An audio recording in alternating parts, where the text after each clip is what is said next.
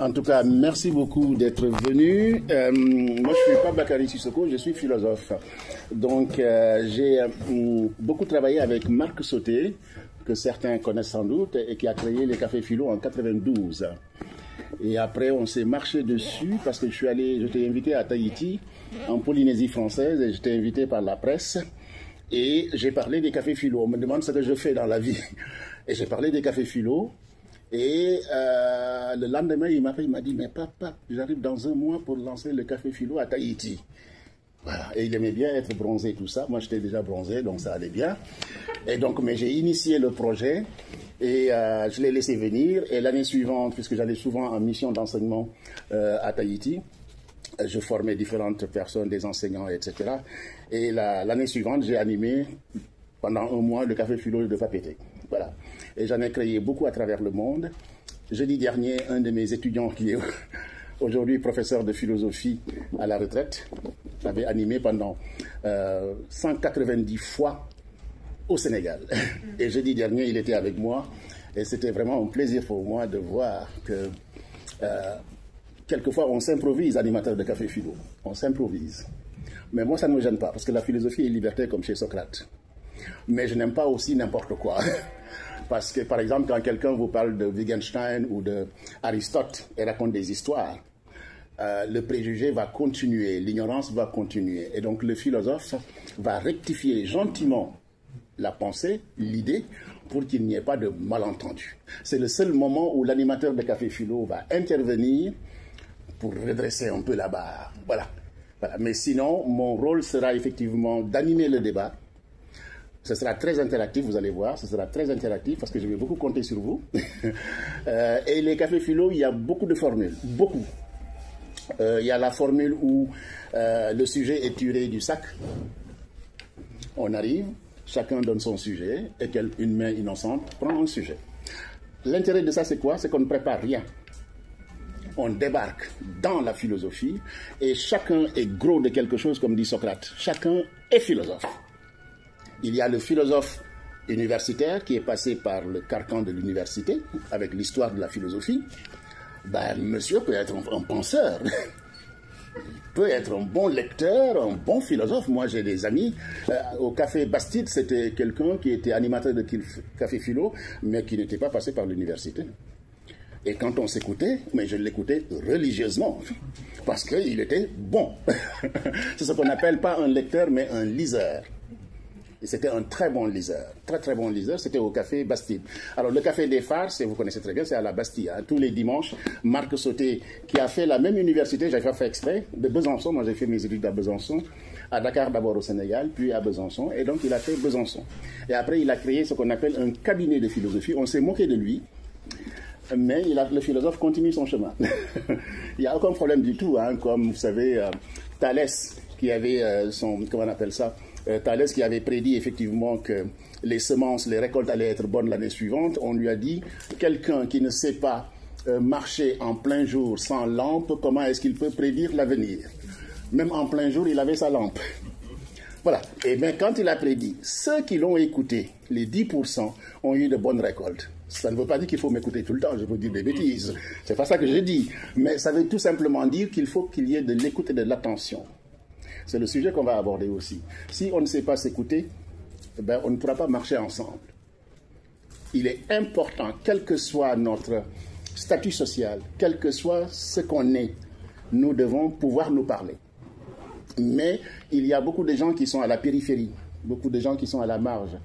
Et c'est notre société qui est comme ça, parce qu'on a une société, comme disait Freud, comment dire encore, une civilisation qui est effectivement fracassée. C'est-à-dire que tout va très vite. Tout va très vite. Il y a des gens qui n'arrivent pas à suivre. Il y a des gens qui sont atteints par la maladie. Il y a des gens qui sont ce qu'on appelle en ce moment comment dire, la mort sociale. Je ne sais pas si vous savez, c'est l'actualité. La mort sociale, c'est vraiment l'isolement. L'isolement. Plus on se développe, plus on communique, moins on se parle. C'est paradoxal. Et le philosophe va interroger ça pour quelle raison? Est-ce que pendant que la communication se développe, mais les gens ne communiquent plus? À la maison, les enfants ont leur téléphone, ils mangent séparément, ils n'ont pas les mêmes horaires. On se pose la question du lien social.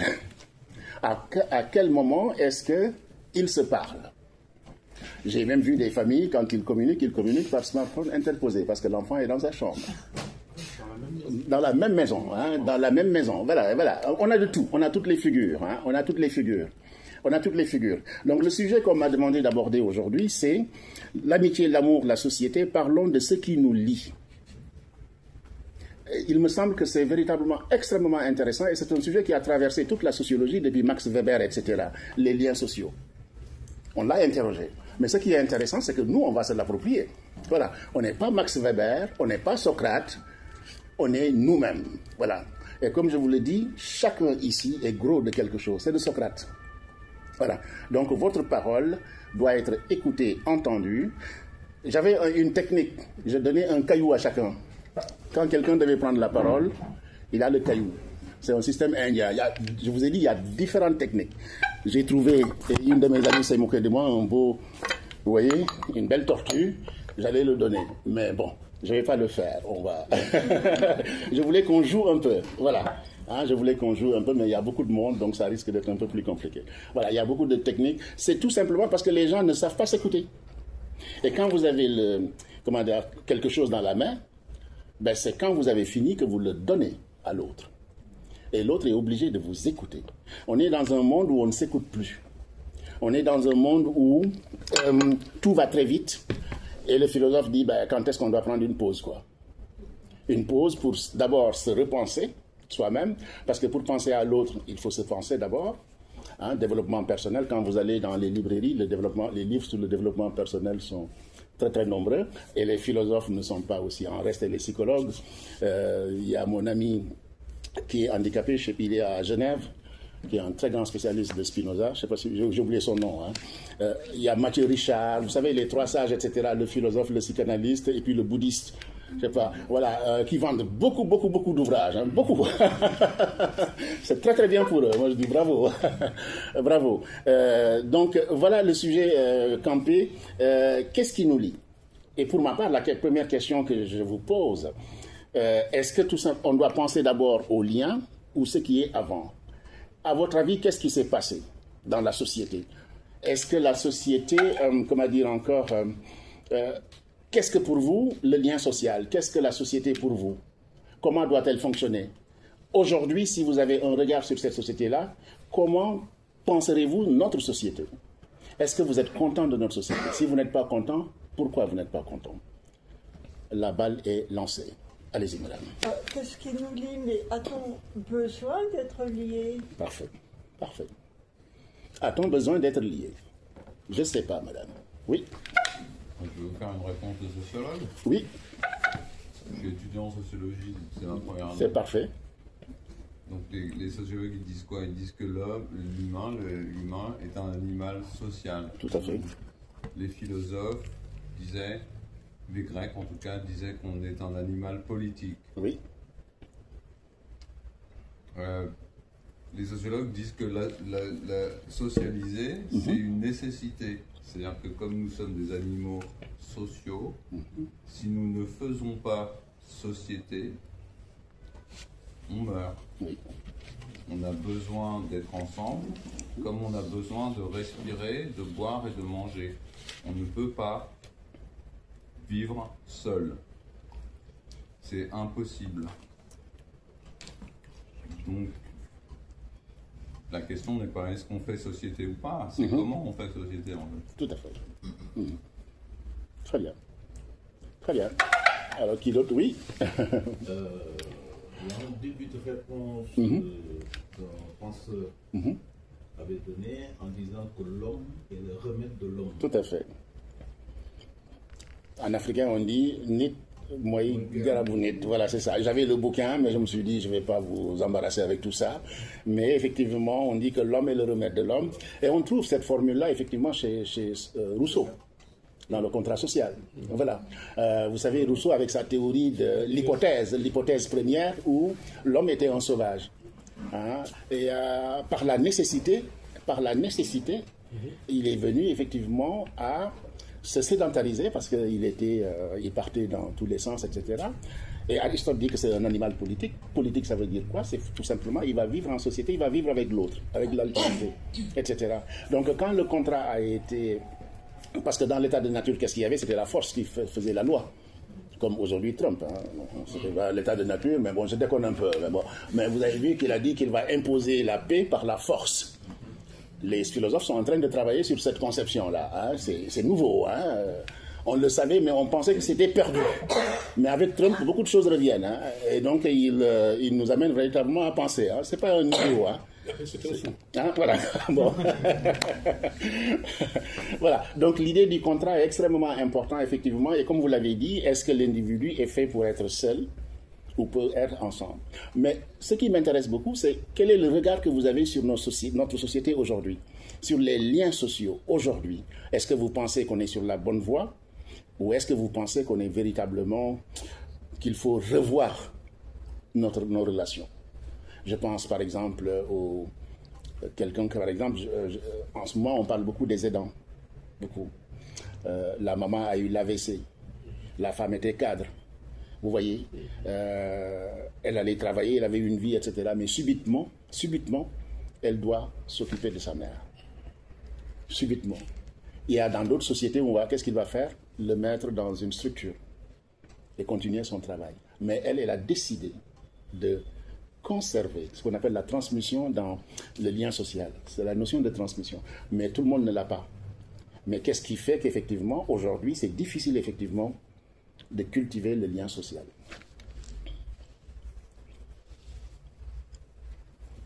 Déjà, les conditions de logement, si quelqu'un se retrouve en fauteuil roulant, c'est pas forcément... Il faudrait adapter tout l'appartement pour que la personne puisse rester dans sa famille.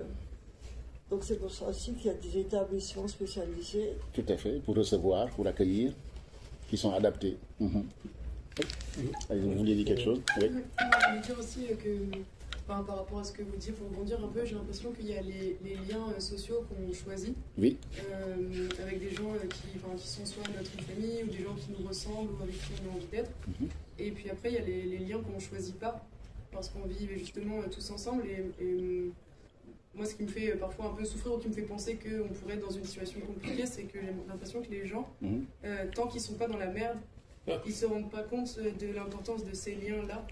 Et du coup, ils n'y travaillent pas, ou alors, à l'inverse, ils vont vers la destruction de ces liens-là parce que ça n'a pas d'importance, alors que en fait, ça repose, il y a beaucoup de choses qui reposent sur ça. Et on veut tomber malade et avoir besoin de la société, on peut avoir juste envie. Mais est-ce que ça veut dire qu'on est plus dans une société individualiste quand tout va bien?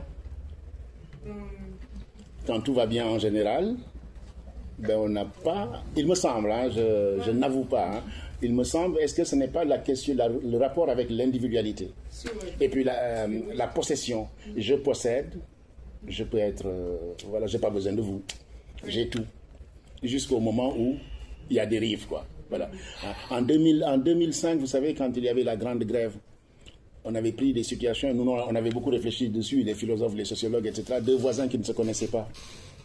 Mais quand il y a eu la grève, il n'y avait pas de moyens de transport, etc., la solidarité mécanique, organique est arrivée, effectivement, parce que tout simplement l'autre était cadre, l'autre était catégorisé, etc., ou bien éboueur. Donc ils se regardaient, vous voyez quoi, le statut social qui déterminait la personne. Non, le statut professionnel ne doit pas déterminer. Là. Et c'est ça, ce sont ces dérives-là qui font que l'individualisme prend du champ, alors que l'humain devrait l'être, parce que le pauvre peut aider le riche quand il est en difficulté, s'il tombe malade par exemple, et on n'est pas à l'abri de l'accident, par exemple. Moi, je pense à la théorie de l'individualité, la consommation, la surconsommation qui fait que les individus, ils veulent vivre en autarcie. Voilà. Et donc, pas forcément dans le contrat. Ils ne veulent pas d'unité. Ils n'en ont pas besoin parce qu'ils ont tout. Et ils ont tout. Tu voulais dire quelque chose? Oui, je vais faire le suite de ma pensée. Quand on... C'est vrai que toi, tu aimes bien couper parce qu'il oublie, il m'a dit. Mais là, il est obligé d'écouter et d'attendre. Et je vais commencer exactement par ça. Écouter et entendre. Oui. C'est quoi l'écoute? quelle est la différence entre entendre et écouter? Ça, je laisse la... Ah oui, c'est moi. Ah non, mais ce sont les autres. Non, non, moi, c'est pas intéressant. Cécile, est-ce que tu as une réponse, Cécile? Donc, on a parlé de écouter, entendre, on a parlé de liens sociaux, mais à partir de quel moment le point T, on démarre les liens sociaux? Les liens sociaux démarrent à partir de quel moment? Moi, je pense que on a perdu ici, en France, les liens sociaux à partir du moment où les gens commençaient à ne plus avoir d'appartement décent pour que la famille puisse se réunir. Parce que c'est à partir de le socle-là, la famille, que tout part. Si au niveau de la famille, il y a problème, ça se rejette systématiquement sur le quartier. D'accord. Okay. Du quartier, ça va à la ville. Oui. Donc, c'est ce point-là, l'habitat qui détermine les conditions sociales et autres. D'accord. Et c'est une théorie qu'on peut entendre, oui. Qu'on peut entendre, oui, allez-y. Aussi, je pense que la technologie a détruit la société. Avant, il n'y avait pas les téléphones, on se déplaçait pour rencontrer les gens, raconter des histoires, prendre un café. Maintenant, il suffit que prendre le téléphone, SMS, webcam, et après, on ne se déplace plus, on voir nos parents, la famille et tout. Et aussi, par exemple, rien dématérialiser par exemple, quand on veut prendre un rendez-vous, il n'y a plus la secrétaire qui nous répond, qu'on la connaît. Donc maintenant, c'est docteur libre. Ou l'IA. Ou bien, donc la technologie a vachement détruit le lien social. C'est ce que je vous disais, quand le développement est freiné, effectivement, tout va très vite. Oui. Tout va très vite. Et, alors, le philosophe va dire, science en conscience n'est que l'une de l'âme. C'est-à-dire que la science n'est pas en faute, c'est l'individu qui est en faute. Moi, par exemple, quand je suis dans ma famille, à l'heure du déjeuner, je n'ai pas mon téléphone. Où je dis à mes enfants, ben, on pose le téléphone. Et puis voilà. Chacun a des activités. Voilà. Et donc, il y a un jour, quand on est tous ensemble, ben, chacun a le téléphone. Voilà. Donc, retenez bien, sans science, c'est de Rabelais, je crois. Science en conscience n'est que l'une de l'âme. La science n'est pas en faute. La technologie n'est pas en faute. C'est l'usage qu'on fait. C'est comme la télévision. Hein, vous avez BFM tout le temps. Ben, BFM ne vous demande pas de le regarder. Hein. C'est vous qui... Voilà. Hein. Et donc, qu'est-ce que ça fait? Ça vous... Bon, je ne sais pas. Voilà. Alors, allez-y, madame, et après Cécile. Justement, du coup, donner un exemple oui. Qui pour moi est très concret, c'est par exemple, des fois quand je me balade dans Paris et que tiens, il y a un lieu, enfin, par exemple, un restaurant, un café qui m'intéresse, je vais demander la carte de visite. Et en fait, la plupart n'ont plus de carte de visite, bon, aussi parce que c'est bien ils ont le QR code. Ils disent, et souvent, enfin, de temps en temps, on me répond, si vous voulez, du coup, là, il y a le QR code. Voilà, c'est ça. On a nos réseaux sociaux. Donc, et du coup, il n'y a plus cet échange. Voilà. Enfin, du coup, c'est pour dire que, des fois, je me dis que je ne suis même pas née à la bonne époque. Qu'on me dit, non, mais on sait pas ce que. Je vois pas ce que c'est une carte de visite. D'accord, ok, très bien. Oui, c'est ça. La dématérialisation, voilà, on vit autrement. Mais il faut savoir aussi qu'on est obligé de vivre autrement. Qu'on ne doit pas vivre dans une société fossilisée. Il y a une dynamique. Mais la dynamique, c'est à nous d'être responsables et de faire de la vie ce que nous voulons que la vie soit. Alors, il y avait Cécile, après... Vas-y. Bon, en fait, ce qui me vient à l'idée tout de suite là, c'est que je me suis rappelé quand on a été confiné pour la première fois en mars 2020, c'est pas très vieux, et qu'on s'est retrouvés du jour au lendemain, on ne pouvait plus sortir, tout ça. Et ça a été très traumatisant en fait, parce que finalement on ne pouvait pas sortir, on était plus libre de nos mouvements. Mais moi, dans mon immeuble, ce que j'ai remarqué, c'est qu'on n'a jamais été aussi bienveillant que pendant cette période. Les 2 confinements, ça a été vraiment formidable. Parce qu'on a tout de suite créé un groupe WhatsApp, la gardienne s'est occupée de tout, on pouvait se parler, on pouvait échanger, je vais faire des courses pour les autres, je vais ramener ceci, cela. Et franchement, ça a super bien fonctionné. On s'est aidé pour garder nos enfants qu'on avait besoin d'aller faire une petite course. Franchement, ça a été quelque chose qui a recréé les gens. Premier confinement, deuxième confinement, ça a bien marché. Après, les gens ont repris leurs habitudes parce que finalement, les gens n'ont pas besoin de s'encombrer de toute cette affinité. Et là, moi, j'ai une voisine, mais ça fait 15 ans qu'on habite ensemble. Elle ne me dit jamais bonjour. Elle ne dit jamais bonjour à personne. On a eu nos enfants, on a eu des poussettes. Il n'y a rien de plus facile pour socialiser quand on a des enfants, parce qu'on a discuté de tous ces choses-là. Elle ne voulait rien. Et je me suis dit, elle est trop bizarre. Et tout le monde disait dans l'immeuble qu'elle est bizarre. Il y a 15 ans qu'on habite ensemble là.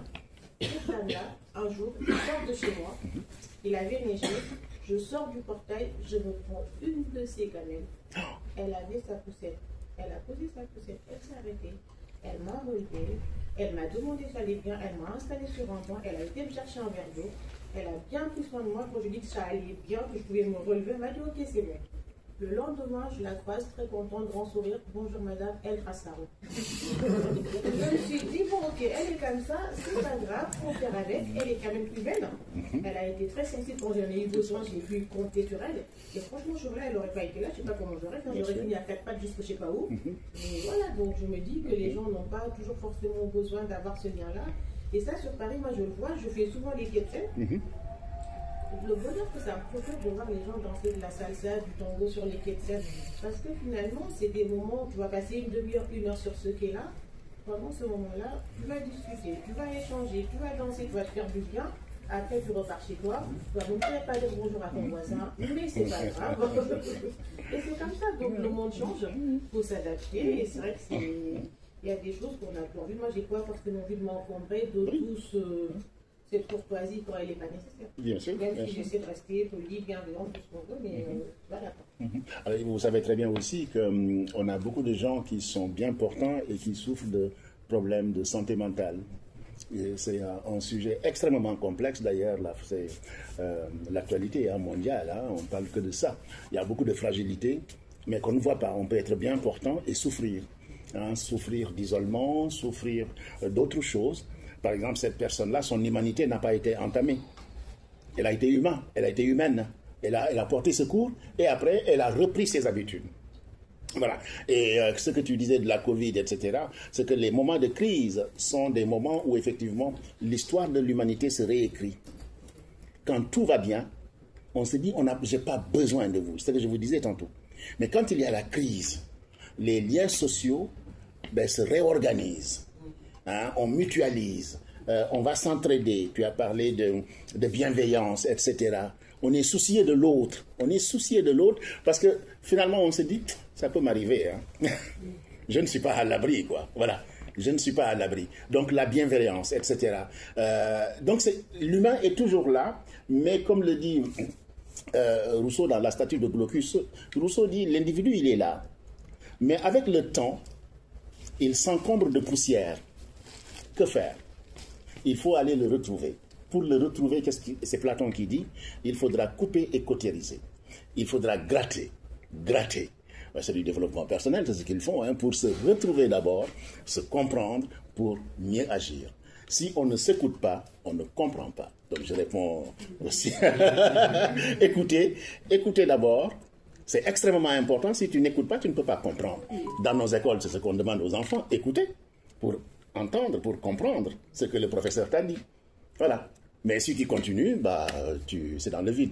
Maman, merci d'être venue, je t'ai aperçu. Alors, il y a le monsieur qui est derrière maman. Allez. Quand madame parlait de restaurant, je pensais au système de notification. Vous savez, aujourd'hui, d'aller au restaurant. Tout à fait. On va... donc, c'est quand même basé sur une expérience commune partagée. Et j'ai eu une anecdote comme ça. J'avais fait un restaurant il y a quelques ans et j'ai refait, après peut-être qu'il y a eu un changement de propriétaire, et j'ai trouvé plutôt correct. Et bizarrement, je me suis posé la question et j'ai trouvé moins bon la deuxième fois, mais entre-temps, il y avait eu la lecture des critiques qui n'étaient pas glorieuses. Et je me suis posé la question, est-ce que justement les jugements que j'ai eus avant, donc l'expérience commune a eu un impact sur la personne, sur la vie que j'ai eu à un moment T. Il y a eu des variables.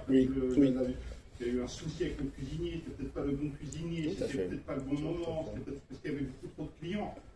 Donc aujourd'hui, je ne pense pas que ça a cassé la relation sociale, ça a peut-être altéré, changé, c'est de nouveaux codes et certaines générations ne comprennent pas. Et je me dis avec les réseaux sociaux, on a peut-être un contrôle qu'on pense choisi sur ce qu'on met. On choisit quelle photo mettre, quel texte, et on n'a pas ça dans la vraie vie. Et il y a cette possibilité. Donc oui, je ne pense pas que les réseaux sociaux ont tant changé, qu'on a altéré. Il y a de nouveaux codes qu'il faut adopter. Mais moi, je pense à ça en pensant au restaurant. J'ai pensé au système de notation. Oui. Voilà, c'est basé sur un vécu similaire. C'est ça. Donc, je pense que ça. Le mot que vous avez utilisé me plaît beaucoup, la notion d'altération, tout simplement, d'altération. Quand il y a une dynamique, tout n'est pas rectiligne, il y a des moments où il y a des tensions, etc. Voilà, altération. Et toujours, l'humain est là pour faire quelque chose. Voilà. Vas-y, c'est monsieur ou... Ah, mais moi j'ai gardé le... Bonjour Félix.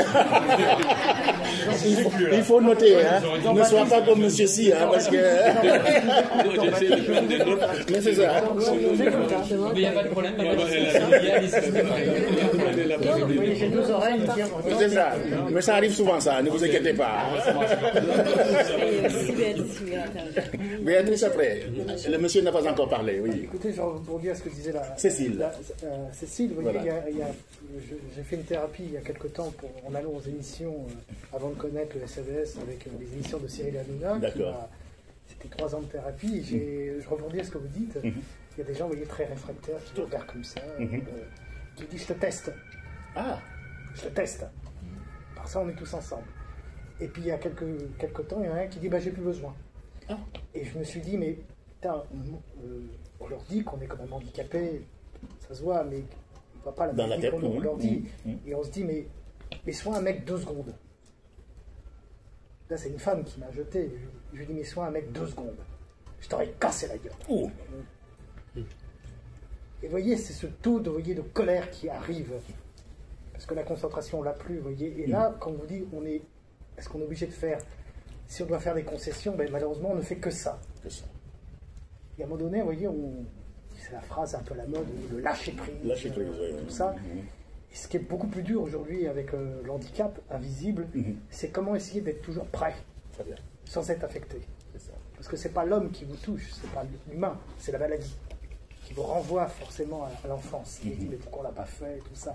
C'est ça qui devient plus dur. Alors au niveau des réseaux sociaux, écoutez, on va pas revenir à la drôle de guerre. Il y avait les corbeaux, il y avait tout ça. Donc je dirais qu'aujourd'hui, les codes ont changé, mais je vous avouerai qu'il y a des œuvres qui sont aussi visionnaires aussi. Il y a un film comme Terminator qui disait peut-être un jour les machines vont prendre le pouvoir. Peut-être. C'est en cours, là. Peut-être. Peut-être un jour on aura une société très lisse, après le chaos comme Demolition Man, qui disait on va être tout lisse. On va écouter des publicités, et ça a été le cas finalement pendant le Covid. Mais ce qui est beaucoup plus dur finalement, c'est... Comme vous avez dit, il y a 2 oreilles, une qui entend, une qui écoute. C'est comment la future génération, ou même nous, pour un certain âge, comment on va être toujours prêt. Et ça devient dur là. Ça devient dur. Ça devient très dur d'être toujours prêt. Toujours prêt. Sans être affecté, parce qu'on est humain. Mais finalement, on s'aperçoit qu'il y a tout est dans la tête et rien dans le cœur. Et ça devient dur en ce moment, pour la santé mentale ou pour tout le monde. Finalement, comment essayer de rester calme? Parce que dans le passé, j'ai giflé des gens qui m'avaient jeté, et finalement, 2 jours après, ils ont recommencé. C'est là que j'ai vu qu'il y avait des versatiles. Oui.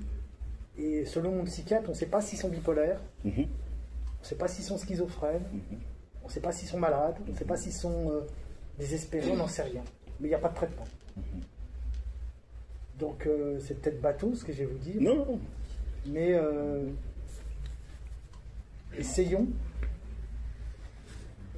comme on peut finalement, d'être prêt. D'être prêt. Voilà. Alors quand vous parlez de prêt, il y a, vous connaissez très bien sans doute Amadou Ampateba qui parle de la notion de personne. Qu'est-ce que la personne? Je pense moi à l'éducation. C'est l'éducation qui nous sauve. Les valeurs d'humanité, la transmission, la famille, le lien, l'amour, etc., la maladie, voilà, le dépérissement des relations, multiples causes qui font ça. Mais quand on est une personne, quand on a certaines fondations, certaines convictions, et tout, vraiment, la France est belle. Regarde, Cécile, ton cas est merveilleux. elle ne te dit jamais bonjour, et quand tu es en difficulté, elle était là. Oui. Ça, c'est merveilleux, ça, c'est merveilleux. Peut-être que la personne n'est pas bien, tout simplement, elle a d'autres soucis. Mais sur l'instant présent, son humanité a émergé. Ce qu'on appelle la théorie de la présence. La présence.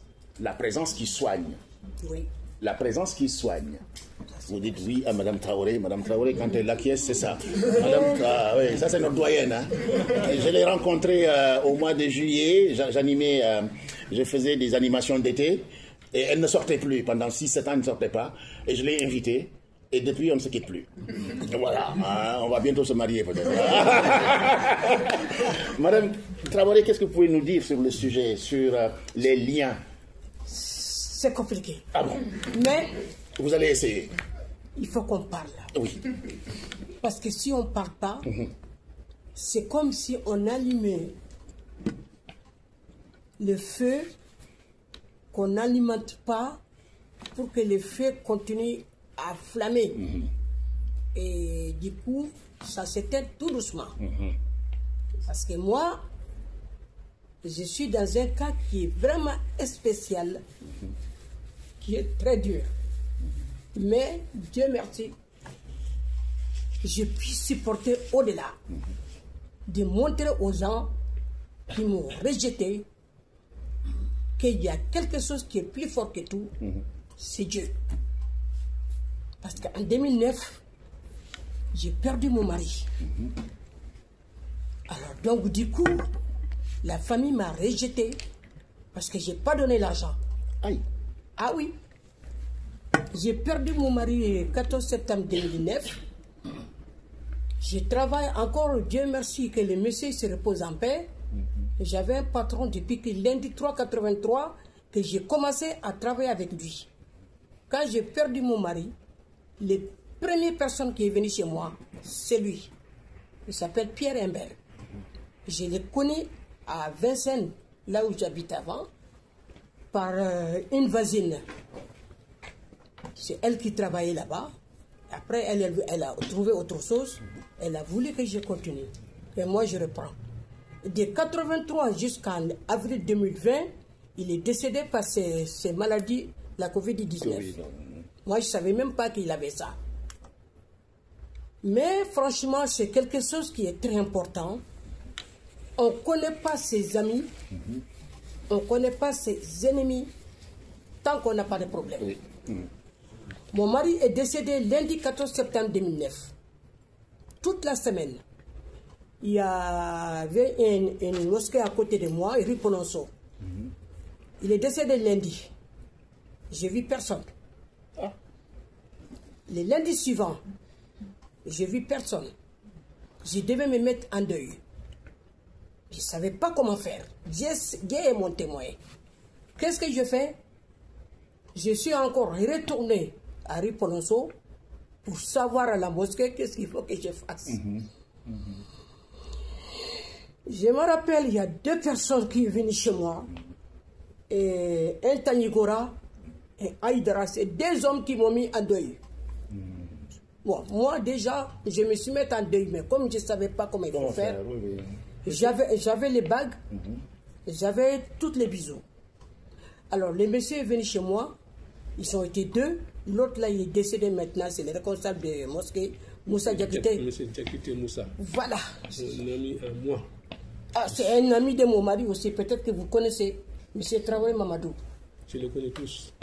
C'est moi qui ai mis l'animation de toute la mosquée. Voilà. C'est moi qui ai animé la mosquée. Voilà. Sans moi, il n'y avait pas d'électricité. Voilà. Alors, c'est eux qui sont venus mardi, 9 jours après, pour me mettre en deuil.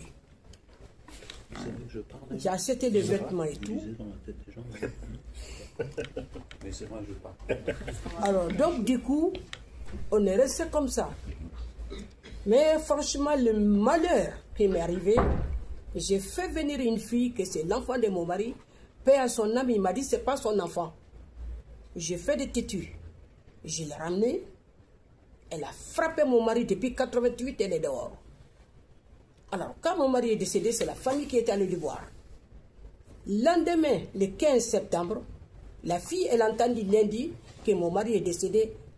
Le premier mot qu'elle m'a dit, Elle me dit, donne-moi les papiers, je vais aller mettre mon nom sur les papiers. Ah oui, d'accord, l'intérêt. C'est l'intérêt. Exactement. Alors, j'ai dit, j'ai pas de papier.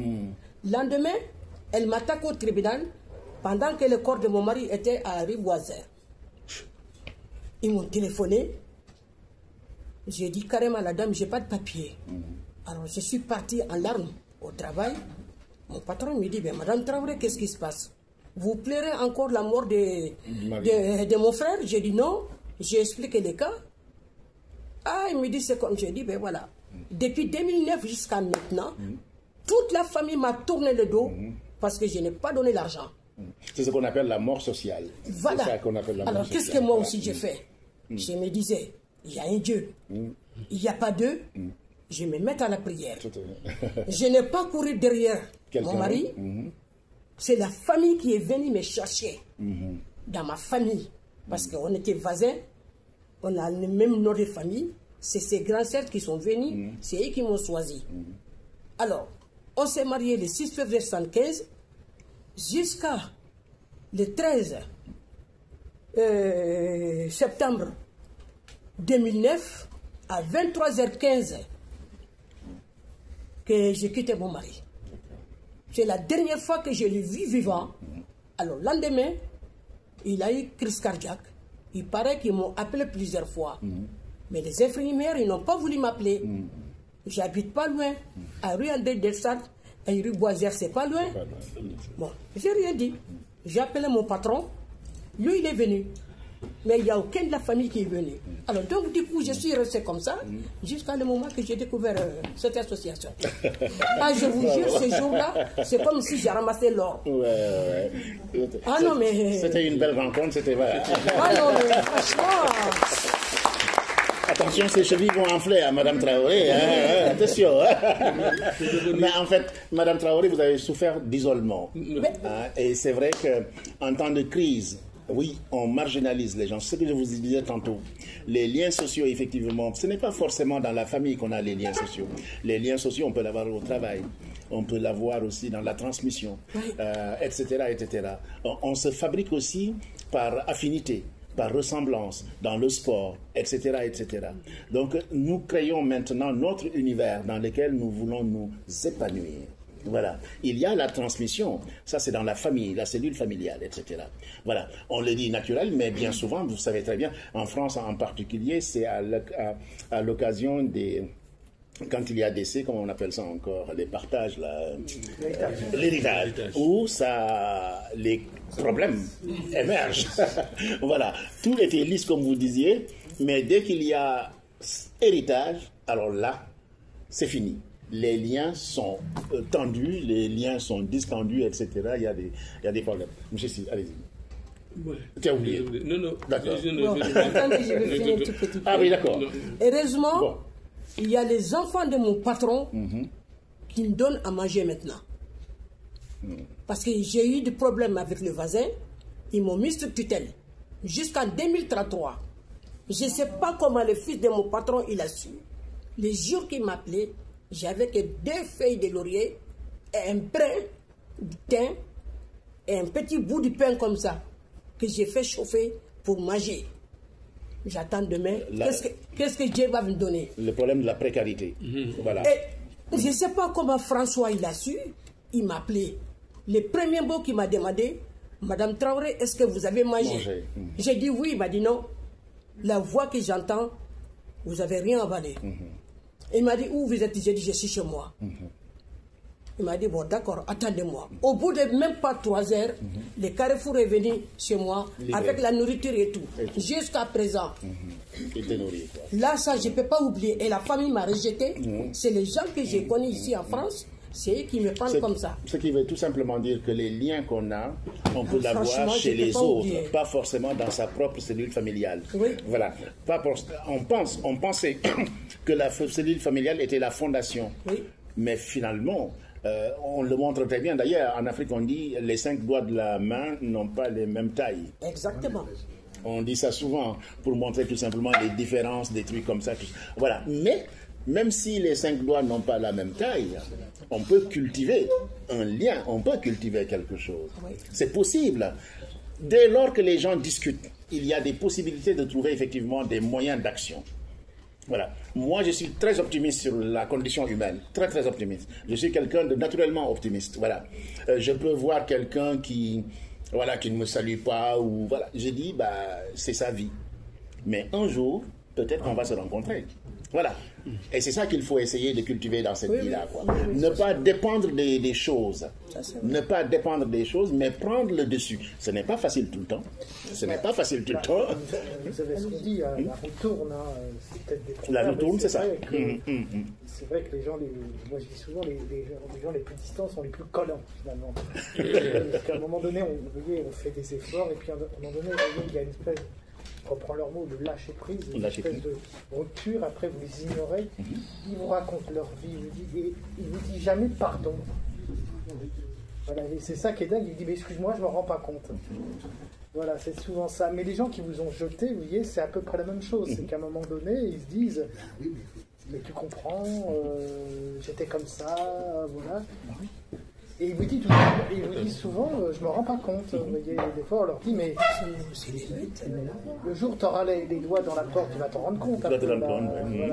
C'est ça qui est plus difficile, finalement, parce que, comme vous parlez, vous voyez, de valeurs familiales, tout ça, vous voyez, c'est un peu c'est un peu des termes qui viennent souvent, mais vous savez, il y a ce qu'on appelle les concepts et les principes. C'est pas tout à fait la même chose. Les concepts, c'est ce qu'on nous apprend, vous voyez, par cœur. Les principes, vous voyez, c'est ce que l'expérience, c'est le mot qu'on donne à ses erreurs. Et là, malheureusement, peut-être la famille ou la culture, vous voyez, vous apprend pas toujours les coups bas de la vie. Ce qu'on appelle, vous voyez, les principes. Comment essayer d'être toujours prêt. Comment essayer de ne pas être affecté. Comment essayer d'être offensif, défensif. C'est là, quand vous parlez de valeurs aujourd'hui, parce que c'est un peu le thème partout, les valeurs familiales, les valeurs, tout ça. Et aujourd'hui, vous savez, les gens qui ont une maladie divers, ils ont un seul principe. C'est de vivre. C'est ça. Voilà. Oui, allez-y. Oui. Pendant le Covid, j'avais posé la question à mon pharmacien pour lui dire combien vous avez vendu de caisses antigéniques et de vaccins. Il m'a dit qu'ils ont vendu beaucoup plus d'antidépresseurs que le vaccin lui-même. Donc malgré qu'on est dans une société technologie, téléphone, avion, bus, train, il y a tant de mal-être humain, tant d'isolement, tant de dépression, de souffrance. Et on n'arrive pas à comprendre pourquoi. Mais c'est la fragilité de l'homme. L'homme est fragile. L'homme est fragile. Et comme je vous disais, je vous ai cité Amadou Hampâté-Bâ, qui parlait effectivement de la formation de l'homme. La formation de l'homme qui passe par des obstacles. En Afrique traditionnelle, on dit il faut tout un village pour éduquer un enfant. Tout un village. Mais je dis à mes compatriotes africains, en France aussi, moi j'ai fait le Haut-Doubs. Quand vous allez au fin fond de la France, moi j'ai fait le Haut-Doubs. Je connais très bien la France. Je connais très très bien. Pas aujourd'hui, mais la France traditionnelle, c'était comme l'Afrique. C'était pareil. Il n'y a que la couleur de peau qui change. Mais l'éducation, après maintenant, il y a l'avancée de la technologie, comme vous dites, qui fait qu'effectivement, les choses vont très vite. Et on parle de dépérissement, effectivement, des relations sociales. De dépérissement. Mais les relations sociales sont toujours là. La preuve, quand il y a une crise, les gens sont là. Mais j'aurais souhaité que les gens soient là tout le temps. Pas seulement en temps de crise. Vous avez tenté de lever le doigt ou pas, non? C'est ça. C'est ça. C'est parfait.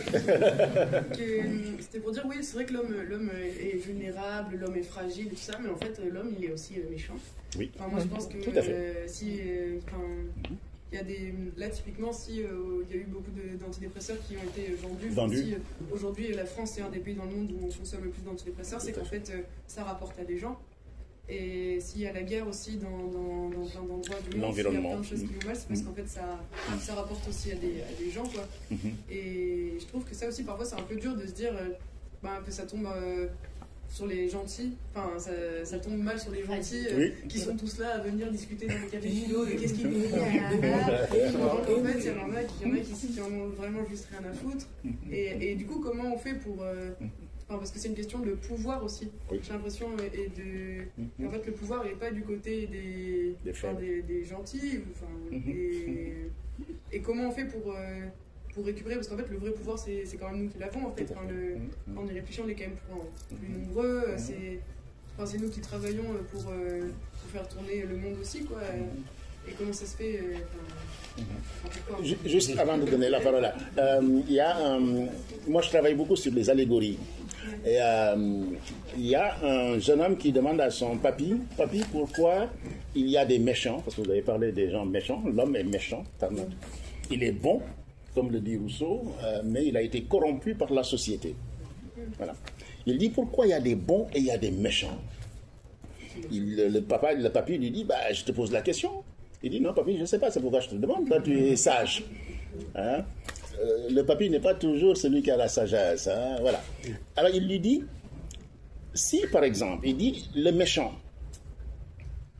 s'il est méchant, c'est parce qu'il a cultivé, il a pris ce côté-là, il l'a cultivé. Il prend la bonté, il cultive la bonté. La méchanceté va baisser et la bonté va monter, etc. Comme je vous disais au départ, tout dépend de l'homme, tout simplement. On dit que l'homme est bon naturellement, c'est la société qui le corrompt. Hein? Il y a les théories d'Albert Jacquard, il y a les théories de Rousseau, etc. On connaît très bien ça. On n'a même pas besoin d'aller chercher les philosophes, mais nous-mêmes, dans notre vie, on le sait. Parce qu'on le vit. On le vit nous-mêmes. Nous savons... en ce moment, on parle effectivement de la violence, vous savez, routière. Vous savez, ils se klaxonnent, ils se font des doigts, etc. C'est l'actualité en ce moment, etc. Pour quelle raison? Et quelqu'un a dit, mais moi, on m'insulte tout le temps, mais je ne dis rien, je continue mon chemin parce que je n'ai pas envie du tout de le suivre. Parce que le suivre, c'est être idiot comme lui. Voilà. Donc, mais il y a la fierté qui dit que, oh non, on ne doit pas. Monsieur disait qu'il donnait des claques, ne donnez plus de claques. Hein. J'ai plus le droit. Hein. Ouais, d'accord, mais c'est parfait. Continuez comme ça alors. Continuez à ne pas donner. J'ai la licence, mais j'ai pas le droit. Eh bien, c'est parfait. C'est pas la même chose. Très bien. Madame Samba, après je vous donne la parole. Oui, vas-y. Moi, d'après mon philosophie, ce que j'ai vu, c'est la tolérance. Tolérance. S'il n'y a pas la tolérance, il y aura toujours celui qui est dans le défensif, il va agresser l'autre. Et aussi, il n'y a pas la compréhension. C'est ça qui manque la société de France. Il n'y a pas la tolérance, il n'y a pas la compréhension. Là où tu vas passer, il y aura toujours une discussion. S'il y avait un peu de tolérance, bon, nous tous, on va aller ensemble, on va se respecter. Parce que quand il n'y a pas la tolérance, ça ne pas le convive. C'est ça le problème. Mais tu dis la France, mais en Afrique, si on prend le Sénégal, je pense que aussi il se crée des problèmes. Non, la tolérance n'est pas universelle. Même s'il crée des problèmes, il y aura toujours quelqu'un qui n'a rien à voir avec l'histoire. Ah, qui va intervenir. Ici, on interdit ça. La notion de médiation, voilà, la médiation. D'accord, ok. Si la personne se bagarre avec la personne, oui. tu ne dois pas répondre, tu ne dois pas. D'accord, ok, j'ai compris. Or, là-bas, toujours il y aura quelqu'un. Tout à fait, un tiers qui va venir intervenir pour séparer. D'accord, oui, ok, je n'avais pas vu cet aspect. Ils préfèrent porter plainte, justice, aller de l'eau. C'est comme ça, c'est pourquoi on n'a pas la même société. Si on les comparait. Et je maintiens que tous les hommes naturellement bons, c'est la société qui les rend comme ça. Et aussi, vous savez, aussi, quelquefois, quand on intervient dans une bagarre, etc., souvent, celui qui intervient, quelquefois, il est embarqué dans les difficultés. Voilà. Je ne sais pas si je m'exprime bien. C'est souvent, il est mal... Il entre dedans, dans l'histoire. Et après, ça l'amène à beaucoup de problèmes. Et donc, qu'est-ce qu'il préfère? Démissionner, ne pas voir, fermer les yeux. Voilà.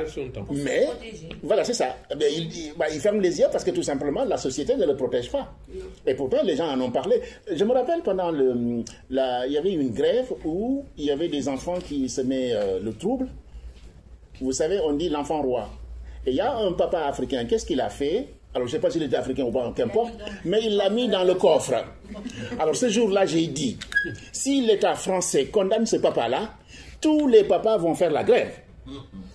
Parce qu'on lui interdit, effectivement, on lui interdit de corriger son enfant, de l'éduquer, pas frapper, éduquer. Et Alain disait dresser, rendre droit. On peut dresser sans frapper, dresser. le rendre droit. Donc finalement, c'est la société aussi qui surprotège et les gens ne comprennent pas, eh bien, dérivent, tâtonnent. Et quand on tâtonne, ben, on ne trouve pas le chemin. Et c'est ça. C'est pourquoi il est bon d'écouter, de comprendre pour bien agir. À vous. Sur l'éducation, je ne suis pas forcément d'accord qu'éduquer, c'est dresser. Je pense que parfois on reproche aux enfants d'agir comme des enfants, et alors que les adultes ils font des plus gros caprices que les enfants, et pourtant on leur donne pas une claque derrière la tête ou une fessée. Et du coup je pense que ça fait aussi un peu partie du vivre ensemble, comment on traite les enfants ou les personnes du coup plus vulnérables qui des fois ont moins de moyens pour communiquer, pour s'exprimer. Et je pense que mettre un enfant dans un coffre, ça peut être une forme de violence. De violence, ça tout peut à fait. justement un enfant. Non, je pense qu'il avait exagéré. Je pense que c'est le symbole. Je pense que c'est le symbole tout simplement pour dire. Quand on a les enfants, on a envie de fois. Oui, mais ne le faites pas. Hein. Non, on reste tranquille. On reste tranquille. Hein. Mais on se comprend. Mais je pense que c'était le symbole tout simplement. Voilà, c'était un exemple. Bon, je sais que c'est un exemple passionnant, mais bon. Monsieur, allez-y. Allez, on y va, on va écouter. De la mort sociale. Oui. En fait, je me suis rendu compte que quand on s'en libère de cette crainte du qu'en dira-t-on, de ce que les gens vont dire, on se sent libre. En fait, on gagne une forme de liberté et de rapport à soi-même qui change tout. Donc, je vois pas, en fait, j'arrive vraiment pas à comprendre comment cette pression peut faire autant de dégâts chez une personne. On s'en libère très facilement. C'est que j'arrive. J'aimerais bien en savoir un peu plus sur votre définition de la pression sociale, de la mort sociale. La mort sociale, c'est l'isolement. C'est par exemple le précaire, c'est celui qui n'a pas d'appartement. Il l'a dit tout à l'heure. Il n'a pas d'appartement, il est dans la rue, il n'a rien, vous n'avez pas mangé, etc. Les pesanteurs sociales sont là. En ce moment, c'est la guerre. Il y a des gens qui ont la dépression parce qu'ils ont la trouille, ils ont peur, etc. Il y a tout cet environnement-là. Si tu n'es pas bien constitué, je pense que quelqu'un le disait très bien, la notion de personne, quand tu n'es pas bien constitué, quand tu n'es pas bien préparé, mais évidemment que c'est lourd. La pesanteur sociale, c'est ça. C'est-à-dire que j'ai des épaules, je tiens, mais jusqu'à quel niveau, quoi? On est des êtres humains fragiles, quoi, fragiles. Voilà. Et donc tout ça, c'est l'expérience qui nous forge, etc. Je veux dire plutôt le fait de mettre au bon de quelqu'un. D'accord, ok. Je n'avais pas compris votre décision. D'accord, parfait, c'est ça. Allez-y. Mais je rebondis à ce que vous dites, chère madame, à propos de la tolérance, puisque vous voyez, c'est très juste ce que vous dites, parce que vous voyez, des fois, les plus opprimés sont peut-être pires que nos dirigeants, des fois. D'accord. Parfois, parce que je vous dis ça, moi j'ai eu, sans accaparer le débat, vous voyez, j'ai travaillé avec des gens LGBT.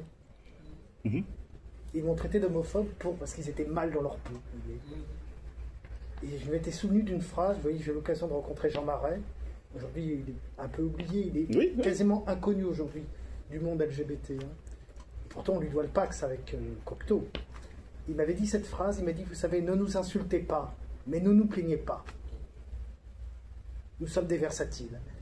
Et c'était il y a plus de 20 ans, et vous parlez de notion de tolérance. Je m'aperçois que vraiment, à force d'en prendre plein la gueule, ben, les gens, vous voyez, deviennent plus agressifs, finalement, mais ils ne voient même plus la main tendue qu'on leur donne. Et on est obligé, des fois, je vous dis, et vous avez raison, de passer par cette fermeté, même si j'ai plus le droit de frapper, quoique. Mais on leur dit, mais c'est pas moi qui est méchant, c'est toi qui m'as poussé à être comme ça.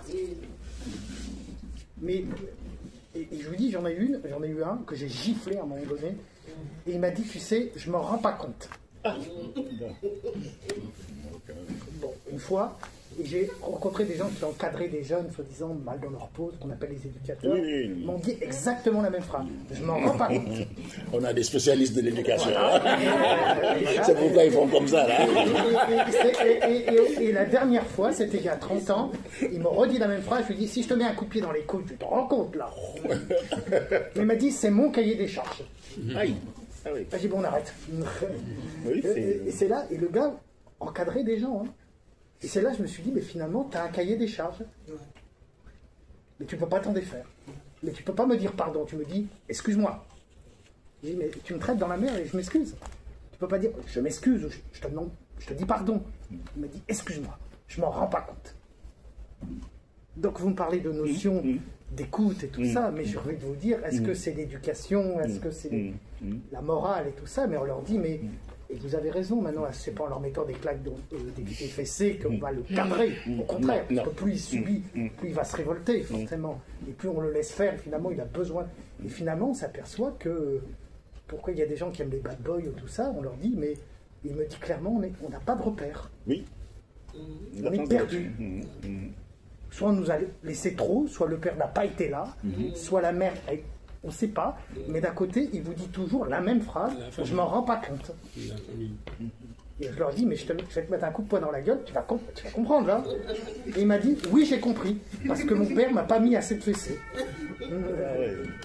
Alors là, maintenant, là, je suis resté, mais... Allez-y. Voilà. Est-ce que pour vous, dans votre définition du coup de l'isolement, enfin la mort sociale, est-ce que ça peut être aussi une personne qui paraît entourée, mais qui se sont isolées parce que pas la même perception de la vie, pas les mêmes, sont différentes, voilà, ce qu'on a pu appeler les neuroatypiques. Bien sûr.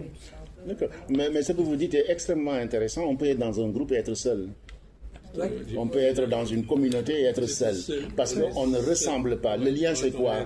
On ne ressemble pas à l'autre, etc. On n'a pas les mêmes visions, etc. Voilà, c'est le cas, par exemple, d'une personne qui a des tendances, etc., et qui est dans sa famille conservatrice, etc., ben, ne se sent pas bien. C'est pourquoi on avance dans la vie, mais nous sommes des, comment on appelle ça, des momies, quoi. Nous avançons, mais nous ne savons pas pertinemment si on est sain ou pas. Vous comprenez, quoi, c'est cette dimension-là, quoi. Nous avançons, nous rencontrons des gens, mais nous ne sommes pas certains. Nous ne sommes pas certains qu'ils sont bien. Oui. Voilà. Et c'est là la tolérance et aussi la qualité d'accueil. Comment je vais prendre... Par exemple, quelqu'un qui est méchant. Moi, j'ai beaucoup enseigné les arts martiaux. Et à Besançon, j'ai été spécialisé les enfants qui avaient des comportements difficiles. Par le karaté, mais j'arrivais à les canaliser. On parle de canaliser leur énergie, leur trop-plein, leur manque, leur souffrance. Mais ça, je tendais la main. Par le karaté, et il frappe dans le vide et il se défoulait au lieu d'aller taper quelqu'un. Vous voyez les violences dans les écoles, etc., les harceleurs, etc., etc. Les sociologues et les philosophes ont essayé de trouver les causes. Ce n'est pas parce que le papa n'est pas là, on a vu des mamans seules qui ont bien assuré. Ce n'est pas parce que le papa n'est pas là, on a vu des mamans ou des papas seuls qui ont bien assuré. Voilà. C'est vrai que la précarité et l'isolement fragilise tout individu. Mais tout dépend, comme je vous ai dit, de l'éducation, de la formation qu'on a eue, des expériences qu'on a vécues, des rencontres qu'on a eues, etc., qui vont vous forger. L'homme est en permanence quelqu'un qui se construit. En mouvement. Il est en mouvement. Voilà. Ça, je voulais le dire, il est en construction, et ça, c'est ça. L'humain se construit tous les jours. Tous les jours. Voilà. Il n'est pas statique, il est dynamique. Quelqu'un avait levé la main. C'est Cécile, vas-y. Ah oui, d'accord, ok. Après, il n'y a pas de problème. Parfait. Non, allez-y, je parlerai après. Ok, moi, du coup, je me sens concernée par ce que vous dites parce que je suis issue d'une fratrie de 5 enfants, dont la première a... Oui. Du coup, la première, elle a 50 ans. Et du coup, il y a plus de... à peu près 25 ans d'écart entre la première et moi. Et on a une éducation assez conservatrice. Malheureusement, il n'y a que moi qui ai connu mon père en situation de handicap. Mon père est AVC depuis plus de 16 ans. Donc je suis aidante depuis le plus jeune âge. J'avais 6 ans. Donc mon enfance, elle a été coupée. Mes 2 grandes sœurs étaient déjà mariées, donc plus chez moi. Mon frère il était parti pour travailler dans le sud. Et mon autre frère était plus jeune, mais quand même beaucoup plus vieux que moi. Donc ils sont tous partis et actuellement je vis seule avec mes parents. Je suis éducatrice. Au premier abord, j'ai pas l'air d'aller mal, mais du coup ils vont pas comprendre la difficulté de la prise en charge d'un parent handicapé. J'en peux plus ah bah c'est pas grave, c'est comme ça, chez nous on s'occupe des parents jusqu'à la mort. Il n'est pas question de mise en place dans le dispositif. Les prises en charge, voilà. On n'aborde même pas ce sujet-là. Oui. Mais du coup, c'est compliqué par moment de se faire comprendre, parce que du coup, on va t'écouter. Je vais parler, je vais faire part du quotidien qui est compliqué, des problèmes cognitifs qui viennent avec le temps aussi, puisque l'AVC, ça touche un peu le corps physiquement, mais aussi mentalement. Et des fois, je me dis, comment on fait ? Vous n'êtes pas là, moi je suis là, je travaille plus de 70 heures par semaine. Et quand je rentre, je dois quand même m'occuper d'un père handicapé et d'une mère qui, à la retraite aussi, a des problèmes de santé. Donc, je comprends tout à l'heure, il y a une dame qui disait que vous, par rapport à votre voisine, quand je sors, j'ai plus de batterie sociale. J'arrive pas à sourire. Au premier rapport, j'ai l'air d'être énervée, méchante et tout. Mais parce que je donne beaucoup au travail, je rentre chez moi, je donne beaucoup auprès de mes parents. Donc, il suffit d'un petit sourire d'un inconnu, et du coup, ça va donner du baume au cœur. Mais au premier rapport, si on ne sait pas, et ben. J'ai l'air d'être méchante et je ne sors pas forcément, j'ai pas beaucoup de temps pour moi et c'est difficile de se défaire de tout ça et de dire je vais trouver du temps pour moi, je vais rencontrer des gens et heureusement j'ai quand même un entourage, je suis entourée mais dans cette situation-là, je me sens quand même très seule.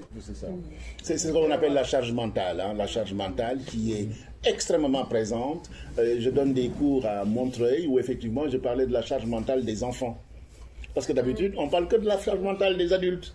Et c'est moi qui ai introduit ça. Alors on me dit, oh, c'est un philosophe, c'est un fou. Mais nous, je vous ai dit, ça ne me dérange pas du tout qu'on dise que je suis fou. Mais parce que, comme tu l'as si bien dit, mais il y a des enfants qui s'occupent des parents très tôt. Mais très tôt, et on ne les voit pas. Et on ne les voit pas du tout. Et toute leur enfance est partie. Ils n'ont pas d'enfance, ils n'ont pas d'adolescence, rien. Et personne ne le voit. Et dans notre tradition, parce qu'elle est africaine, c'est le mougnou. C'est l'idée du mougnou. Tu dois supporter. Tu dois supporter. Donc là, on est dans la dimension culturelle, effectivement. Quoi. Voilà, c'est ça. On est dans la dimension culturelle et on ne se rend pas compte de la pesanteur, mais elle a raison, elle travaille 70 heures. Elle arrive à la maison, elle est claquée. Elle est claquée. Et les parents ne vont pas comprendre du tout qu'elle ne puisse pas honorer. Il faut qu'elle honore tout le temps. Il faut qu'elle soit donnante. On dit, il faut que tu sois donnant. Donnant, donnant. Voilà. Et elle a une enfance à vivre. Elle a une vie à vivre. Alors, en France, il y a effectivement des palliatifs, c'est-à-dire qu'il y a des structures d'accueil, il faut le savoir, pour les aidants, qui vont prendre, par exemple, ces parents-là pour soulager l'aidant. Il y a beaucoup de structures en France qui existent, mais qui sont peut-être méconnues, pour aider effectivement les aidants. Parce que les aidants, je vous ai dit, j'en ai parlé tout à l'heure, quand le papa s'est retrouvé avec son AVC et la jeune fille cadre est obligée de s'occuper de... Je n'ai plus de vie, dit-elle. Je n'ai plus de vie. Je n'ai plus de vie. Donc ce sont des structures qui vont accueillir, qui vont prendre pendant une journée, une demi-journée, pour que la dame aille se balader sur les quais de Paris, ou bien aller chez le coiffeur, mais prendre soin de soi. Un moment à soi, et ce sont des moments qui sont extrêmement importants. Quoi. Voilà. Il y a quelqu'un qui voulait... Oui, allez-y. Excuse-moi, Cécile. Oui, vas-y. D'accord. Ah non, c'était pour donner la parole. D'accord, ok. Merci beaucoup. Mais voilà, j'ai un co-animatrice. Je reviens en arrière pour dire que la société est d'autant plus pathologique qu'il y a une professionnalisation des aides. Justement, là, contrairement à vous qui étiez dans votre famille, plus il y a de problèmes, plus on se tourne vers des professionnels, de l'aide physique, psychique, à domicile, pour les problèmes, les différents problèmes, et c'est pas du tout normal. On devrait savoir au sein de la famille, des voisins, tout ça, justement, trouver une réponse à ça. Mais et le monde du travail fait que les gens sont occupés aussi. Comment faire? Il n'y avait pas tous ces éducateurs, animateurs. C'est la société qui évolue, et il faut s'adapter à cette société-là. Il y a le monde du travail. Avant, on n'avait pas tout ça. Mais on l'a dit ici, la société évolue. Il faut que les pratiques évoluent aussi. Comment on fait lien, comment on prend en charge, comment on s'entraide, comment on vit ensemble, comment on fait ensemble, etc. Mais quelquefois, ce n'est pas facile du tout. Par exemple, j'ai on ne peut pas par soi-même. Comment? On ne peut pas par soi-même. On ne peut pas par soi-même. Il faut toujours un tiers ou une institution. Ou... Si ce n'est pas une amie ou un cousin, on va vers une structure qui dépend, je sais pas, de la mairie. Bien sûr. Cécile. Moi, je reviens encore en arrière. En fait, on parlait vraiment d'écoles de société. Où aujourd'hui, en fait, on ne sait plus si parce que des fois la gentillesse est mal vue, ou des fois il faut juste être courtois parce que la courtoisie c'est quelque chose de. Voilà, ça reste correct tout ça. Et là, je vais encore raconter une histoire un jour. J'adore raconter des histoires. Mais ça nous fait du bien. Non, mais ça permet de se mettre en situation en fait. Bien sûr. C'est un jour mon fils, il est peut-être en 5e ou en 6e, il rentre de l'école. En fait, moi je l'ai retenu aujourd'hui. Si tu prends le bus, place réservée ou pas, tu vois une personne âgée qui lève tout de suite, tu laisses la place. Tu lui dis non. Il me dit ok. Un jour il rentre très heureux en me disant mais toi aujourd'hui j'ai vu une dame dans le bus, je lui ai proposé la place, tu m'as tout de suite dit je suis pas vieille. Et oui, ça l'a vraiment énervé. Mais c'est pas grave. Et la prochaine fois que tu vois une personne âgée qui rentre, homme ou femme, tu te lèves, tu cèdes ta place. Tu proposes en tout cas. Elle me dit, bon, maintenant je ne vais plus m'asseoir alors. Je dis, mais si tu veux, si tu n'es pas assis, tu n'as pas à me proposer. Mais au moins, chaque fois que tu seras assis, tu sais ta place, c'est comme ça. Mais pourquoi? Je dis, mais parce que c'est de la politesse. Chez nous, en tout cas, voilà, quand je dis chez nous, c'est en Afrique. C'est la moindre des choses, c'est de la politesse. Et après, en plus, c'est rendu, il se pose plein de questions dans la vie. Il vient me dire, mais je ne sais pas, les filles de ma classe, tu leur laisses la place, qu'est-ce qu'elles vont te dire? J'ai pas besoin que tu laisses la place, je suis féministe. Il me dit, mais qu'est-ce que ça vient faire là-dedans? Et tout devient du genre, en fait, même ma fille dit quelque chose en fait, elle me dit quoi? Et là, c'est une remarque genrée. D'où genrée, toi aussi, tu as 10 ans, tu parles déjà de genrée. Ton frère nous parle de. Donc, du coup, maintenant, je suis vraiment très, très perdue dans le discours qu'il faut employer, en fait, pour pas que ce soit connoté genre, que ce soit connoté. Match, tout ça, et c'est vrai que c'est quand même assez compliqué quand on a une double culture en fait, parce que moi il y a des choses qui sont de l'ordre juste de bon sens, et ici, dès que voilà, lui comme dit que je leur tiens la porte, ils vont te dire que non mais je suis assez grande pour tenir la porte, mais je cherche juste à être. Pourquoi alors maman? Bien sûr. C'est même pas de la galanterie, c'est de la courtoisie, tu vas c'est compliqué. C'est très compliqué, Cécile. On essaye toujours de donner la bonne éducation à nos enfants, mais c'est l'adversité et le regard de l'autre qui, effectivement, les confrontent à la réalité. Ça, je l'ai vécu, par exemple, mes enfants, je dis chaque fois, dis bonjour, dans l'ascenseur, et ils rencontrent le voisin, il dit jamais bonjour, ce monsieur. Papa, ça fait, chaque fois, j'en ai marre. Maintenant, je ne lui dirai plus bonjour. J'ai dit, bah, si tu lui as souvent dit bonjour, il ne répond pas, peut-être qu'il est ailleurs. Il m'a dit, non, on est deux dans l'ascenseur, papa. Je lui ai dit, ok, essayez de trouver une parade, hein, vous savez, les papas, voilà. Ce sont des mensonges par omission. Voilà. Il m'a dit, papa, on est deux. Non, tu as vu, je suis toute petite, là, il est grand, etc. Hein. J'ai dit, bah, écoute, la prochaine fois, bah, tu lui diras pas bonjour, c'est tout. Qu'est-ce que tu veux que je te dise? Si l'adulte, parce que quelquefois, l'adulte est pas correct. On dit souvent que ce sont les enfants qui sont incorrects, mais on a des adultes qui sont incorrects.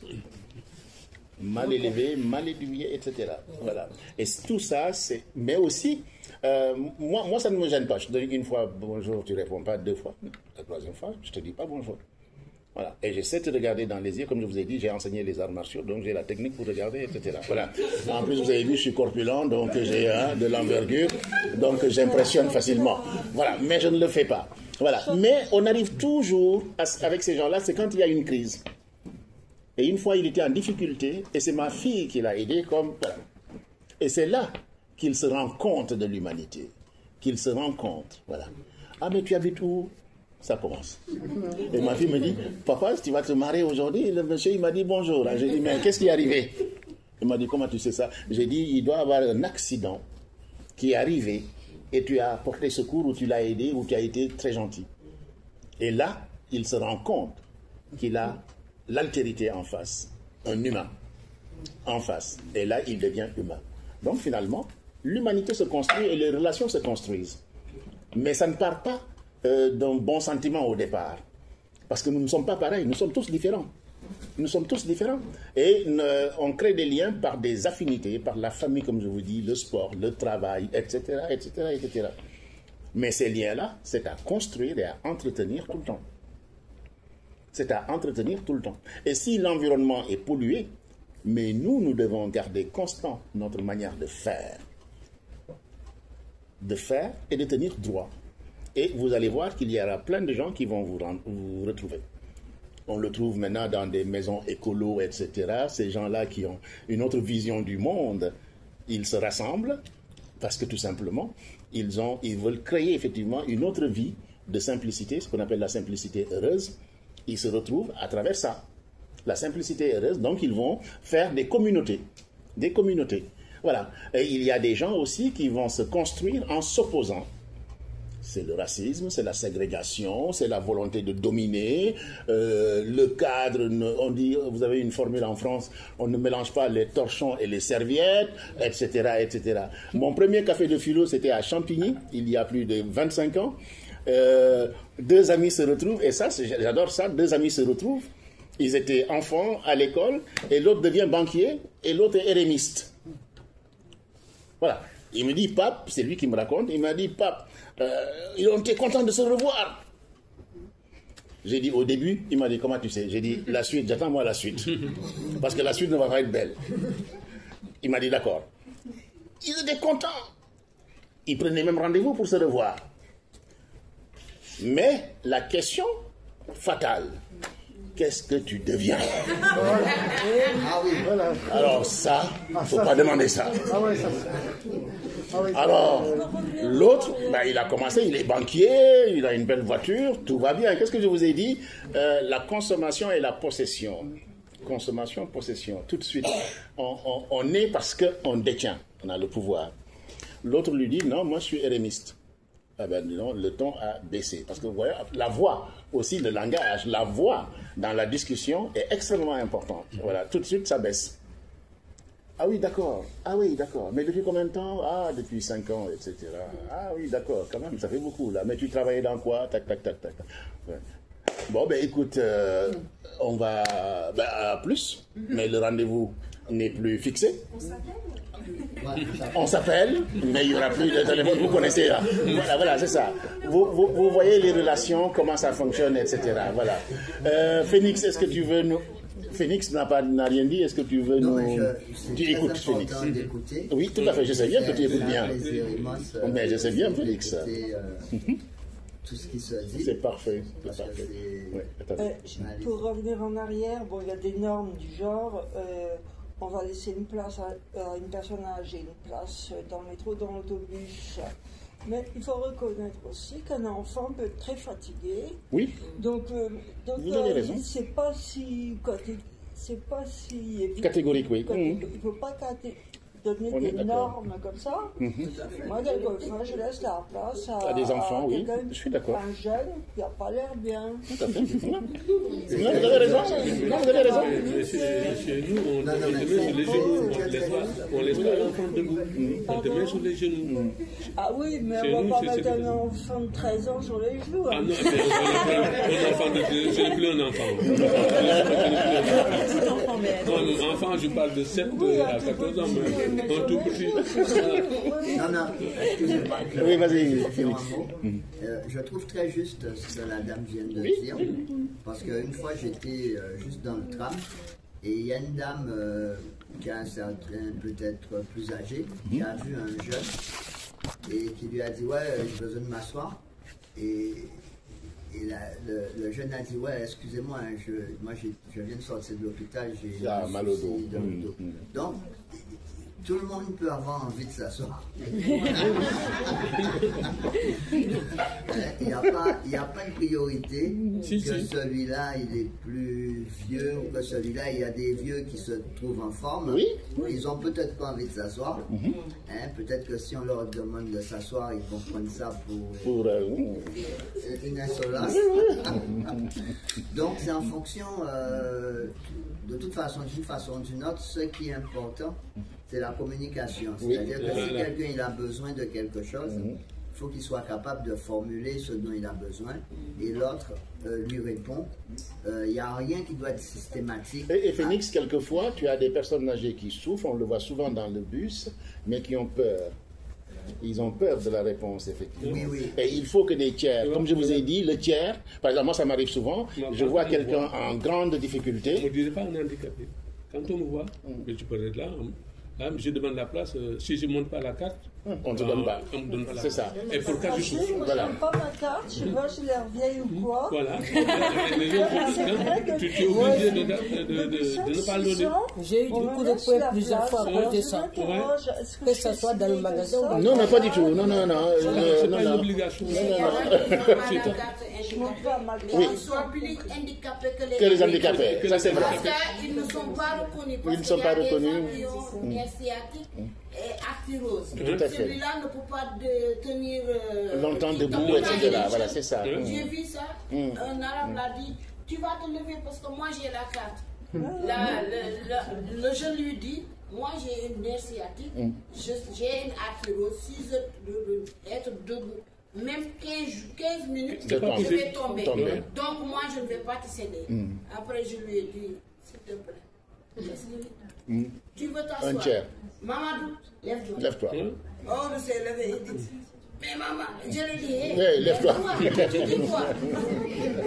C'est comme ça, parfois ça arrive. Oui. Moi je vois ça parce que moi je suis tout le temps dans les transports. Même tout à l'heure quand je venais, Mamadou, tu sais qu'est-ce qu'il a fait? Il séparait deux personnes. Maintenant, toute l'histoire est tombée sur le vélo. Ils ont expliqué les deux.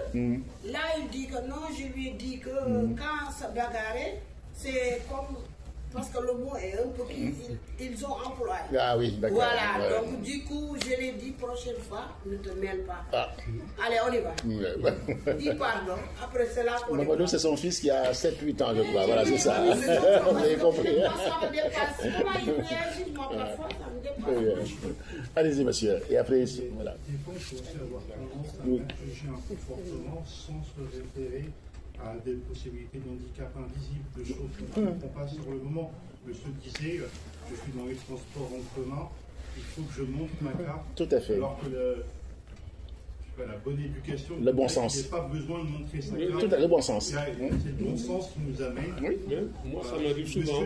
J'ai pas besoin de montrer ma carte. On me regarde, on me donne la place. Je ne sais pas pourquoi. Ça, c'est bon. De pression, de gens qui savent même pas. Dans les magasins, c'est des questions qu'ils ont mis. Ils ont dit, bon, cette dame-là. L'empathie, c'est aussi ça. C'est aussi de ne pas attendre que l'autre fasse la demande. C'est l'handicap possible, invisible. Bien sûr, bien sûr. Il n'est pas compris, il ne s'affiche pas sur le visage. C'est-à-dire qu'on va avoir une personne qui va avoir une canne blanche ou une béquille, on le voit, mais on est malheureusement, on tait beaucoup trop souvent les handicaps invisibles qu'on peut vivre au quotidien. Bien sûr.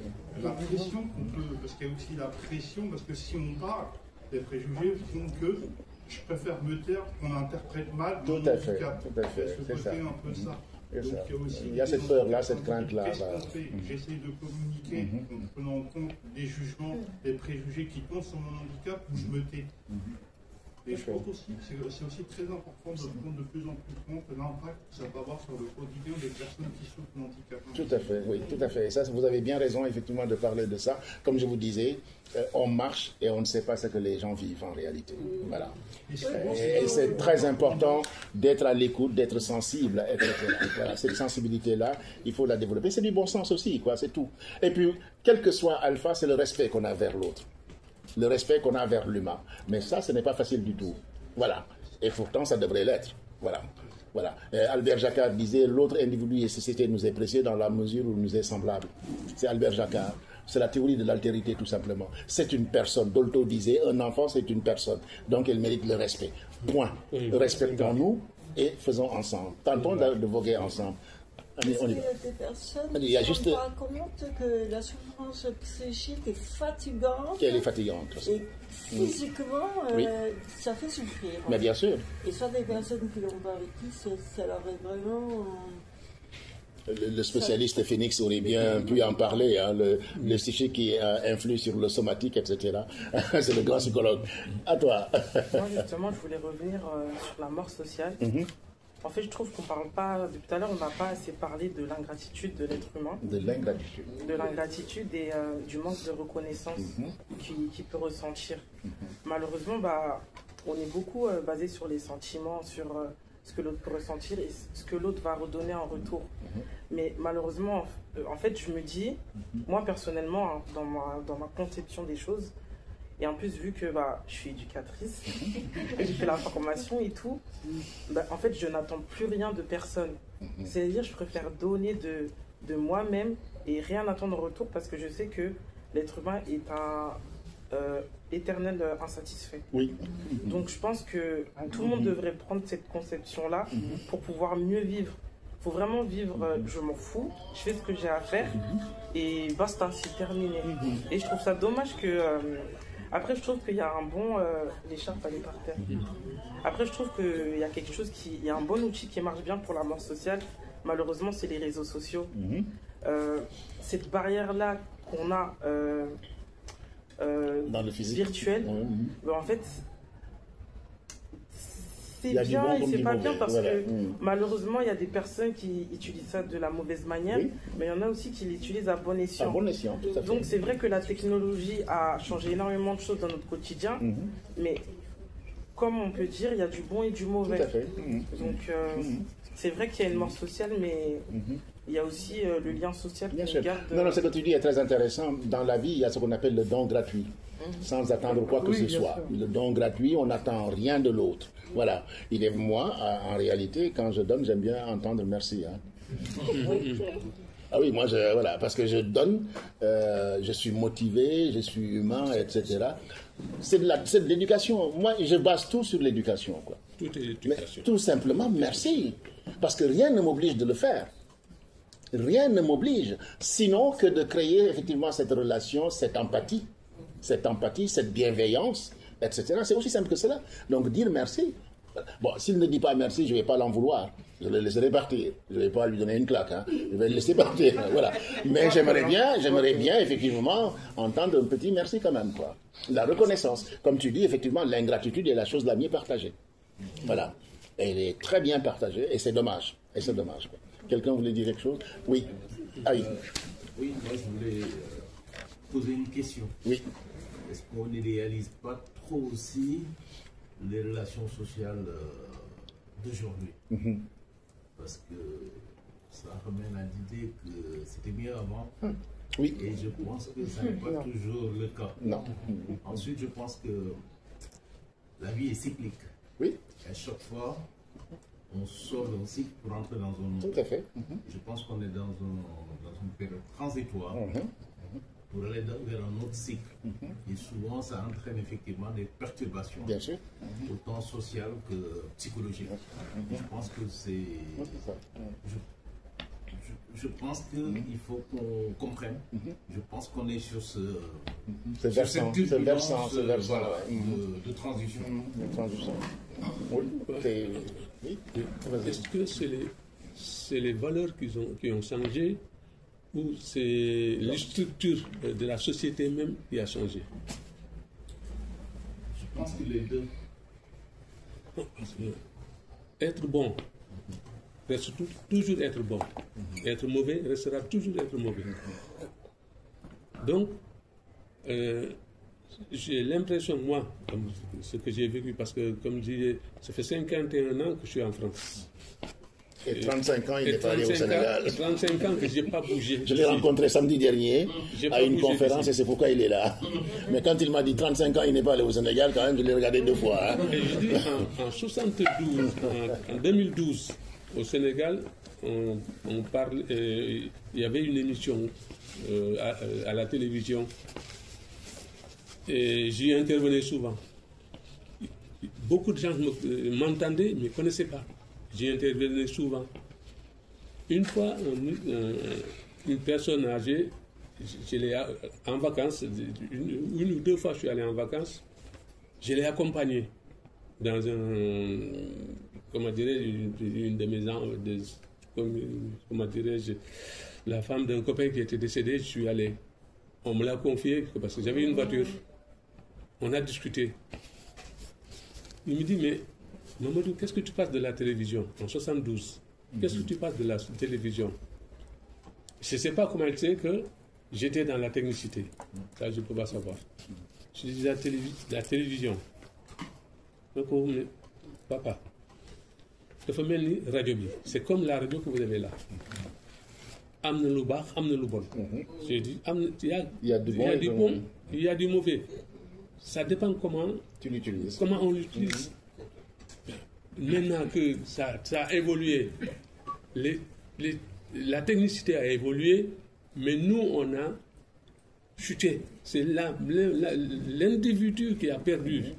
C'est pas la chose. Parce que c'est normal que la société évolue, parce qu'on l'a vu. Moi, j'ai vu l'évolution en France. Nous, on allait en déplacement. Parce que la plupart c'est les Parisiens qui allaient en déplacement pour travailler. Il n'y avait pas de, comment dirais-je, j'oublie le nom, mais c'est les Parisiens qui se déplaçaient. Nous, on allait dans des coins où un enfant te faisait ça. Il regardait si, est-ce que ça se détachait. Les mamans disent, ah non, fais pas ça, mais laissez-le, il a le droit. Il a le droit. Dans tout ça, je veux dire que c'est nous, la personne qui a régressé la société, c'est normal. Tout ce qu'on dit là, l'évolution, c'est tout à fait normal parce que la science est obligée, on est obligé d'avancer dans ce domaine-là. Mais nous, c'est nous qui n'avons pas ce droit-là, c'est nous qui devons réfléchir. C'est nous qui devons être... Et mettre le frein. Voilà, être des êtres humains. Parce que, bon, l'être humain est versatile, hein, ça peut dire. Voilà. Peut-être, ça c'est pas moi qui le dis, je ne dirais pas où c'est dit, on est des humains ou on est des animaux. On est entre les deux. Voilà. Si on se laisse aller parce que il y a ceci, il y a cela, on devient des animaux. Si on réfléchit, ben, on est être humain et on a cette possibilité de pouvoir échanger. De tirer vers le haut. Et de nous tirer vers le haut. Je dis entre parenthèses. J'ai vécu dans un appartement en 92.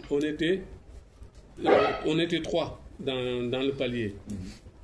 Une famille juive, une famille catholique et moi. Pendant 10 ans. Mais le fait que, bon, je ne sais pas si c'est parce qu'on était intellectuel ou pas, mais le catholique, comme je le disais, quand il partait en vacances, c'est à moi qui donnais les clés de son appartement pour surveiller ses animaux et autres. La confiance. La confiance. Mais avec le temps et le pouvoir de l'argent, parce qu'on n'en a pas parlé, tout ça c'est le pouvoir de l'argent qui a fait que la société a basculé. Bon, toute la responsabilité est à nos hommes politiques. En ce moment, ils sont en train de se tirailler là, je vais sauver mon poste, je ne vais pas sauver mon poste. Voilà. Ils sont en train de se tirailler parce que chacun défend son beefsteak. Voilà. Et son beefsteak, ce n'est que pour le haut, le ventre et le bas-ventre. C'est tout ce qui les intéresse. Et c'est malheureux pour nous. Bon. Est-ce qu'on va pouvoir répondre à ça ou non? Faisons confiance à l'homme. À toi, Aïe. Il y a Aïe qui n'a rien dit. Voilà, Aïe, vas-y. C'est pas grave. Je suis arrivé un petit peu en retard, j'ai essayé de prendre les différentes prises de parole de chacun. Et notamment monsieur qui disait qu'hier on est dans une zone de turbulence, gentil, méchant. Là, j'étais en train de me dire que je ne sais pas si vous avez pris en compte le fait qu'il y ait les réseaux sociaux. Oui. Les réseaux sociaux qui nous empêchent de nous parler. Oui. Tout à l'heure, j'ai pris un verre même avec ma fille, et puis chacun était sur son téléphone. Oui. Et après, j'ai essayé de parler avec elle. Bien sûr, bien sûr. Mais il y a ce machin qui se dit social, une grosse hypocrisie de la société, hein. Une grosse hypocrisie. On est tous là sur les TikTok, Facebook ou je ne sais trop quoi, on se parle avec une aisance, une facilité, on se met et quand on est face à face. Et au final, lorsqu'on sort dehors, tout le monde est plus de visage, enfin, tout le monde est en béton et puis on avance tous comme ça. On s'affecte comme beaucoup d'entre nous. Il y en a qui arrivent à garder le machin. Mais moi, j'ai trouvé juste la solution. Je mets un casque, je mets la musique et j'avance et je me fige. Si maintenant il faut échanger avec quelqu'un, j'évalue comme ça et puis bon, ben, ça passe, ou ça casse plus tard, ou ça passe pas, ou pas du tout. Et en tout cas, voilà. J'avance comme ça, hein. Je sais pas comment vous, est-ce que vous faites. Voilà, alors, qui n'a pas parlé? Parce qu'il faut bien distribuer. Oui, Marcel, vas-y. Je vous donne madame après. Ouais. Marcel. Bonsoir tout le monde. Oui, j'ai écouté le point de vue de tout le monde. On dit un petit peu tous la même chose. Nous avons tous les mêmes préoccupations. Donc, moi, je vais rajouter en disant que, compte tenu de ce qu'elle vient de dire aussi, Aïe, ce monde est déjà tellement, c'est tellement métamorphosé. Et avec la venue de l'IA aussi, ça va encore plus se métamorphoser. Non seulement ça, avant ça, il y avait le Covid. Je pense que le Covid a changé vraiment le système de vie. Des relations. Des relations que nous avions. Il n'y a plus de chaleur. Et les gens ont beaucoup de manque d'empathie. Donc on ne saurait pas vraiment le dire assez, parce que plus la société avance, plus il y a beaucoup de manque d'empathie. Donc nous sommes vraiment comme des robots maintenant. C'est ça. Voilà, on avance sans s'inquiéter de ce que l'autre peut penser. Moi, quelquefois, je suis rentrée dans le métro, j'ai filmé le comportement des gens. Et tout le monde est basé sur son téléphone. Tout le monde est replié sur son téléphone. Mais s'il y a un danger même à côté, personne ne saura. Donc, du coup, ça interpelle. Et puis, vous vous dites, mais comment cette société peut fonctionner comme ça? Et ils sont en train de créer des robots qui vont prendre la place des humains. En fait, les robots ne peuvent pas travailler tous à notre place. Ils ne peuvent pas tout faire, en fait. C'est en échangeant avec l'autre qu'on essaie de construire voilà, une relation sociétale encore plus chaleureuse, que voilà, on peut aussi arriver à comprendre l'inquiétude de l'autre. Mais si on se base tout simplement sur la technologie ou alors sur les robots, moi je pense que c'est une société qui est en perdition en fait. Donc, que faut-il faire pour garder voilà, cette société que nous avions auparavant, avant l'avènement de Covid, avant l'IA, avant, voilà, avant la débauche. Voilà, c'est la question que je me pose. Il y a beaucoup d'améliorations. Il y a beaucoup d'améliorations. Vous savez maintenant qu'à l'école, les enfants n'ont plus droit à leur smartphone. Voilà, à travers le monde, etc. Pourquoi? Parce qu'effectivement, le niveau était très très bas, parce qu'ils passaient tout leur temps à regarder ça, et l'éducation sexuelle se passait via les smartphones, etc. Donc là, radicalement, ils ont interdit. Et dans beaucoup de pays maintenant, ils ont commencé à travailler sur ces questions-là. Donc voilà, moins de l'utilisation, effectivement, le contrôle parental, qui existe pourtant. Voilà, comme je vous ai dit, ce sont les humains en fait qui lâchent prise, qui laissent faire. Au nom de quoi? Je ne sais pas. Je ne sais pas. Mais en temps de crise, ils essayent effectivement de recréer quelque chose.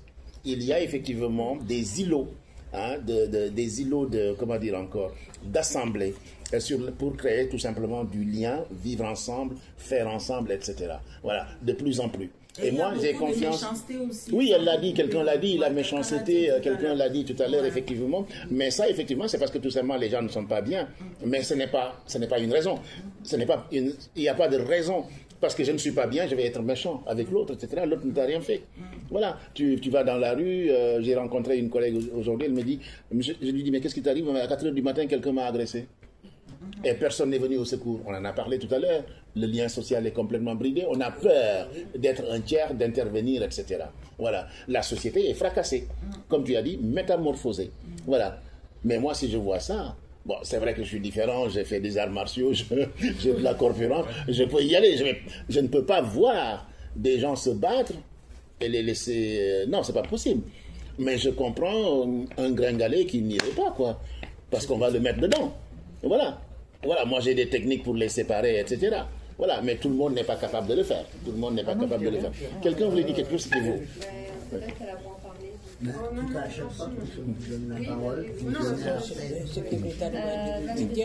On va bientôt finir, il nous reste... Tout le monde m'a filmé, mais sans les personnes, elles n'étaient pas au courant du nom. Mon téléphone fait des lumières. Mais du coup, à leur insu. Non, mais mon téléphone fait des... J'ai pas filmé. Ah, d'accord. Regardez. D'accord, mais du coup, vous dès avez que fait je quoi? reçois mon message, ça fait un signal. D'accord, et du coup, c'est quoi que vous avez fait avec votre téléphone? Mon téléphone, je suivais le message. Dans le métro, je pensais Ah, pas. d'accord, ok, du coup, j'ai eu peur. Mais vous n'avez pas compris. Dans le métro, je pensais qu'en fait, qu'elle avait pris une vidéo, photo. Oui, je crois que c'est ce que Ben non, parce que du coup, elle dit que non. Oui, c'est ça qu'elle a dit tout à l'heure, oui. Oui.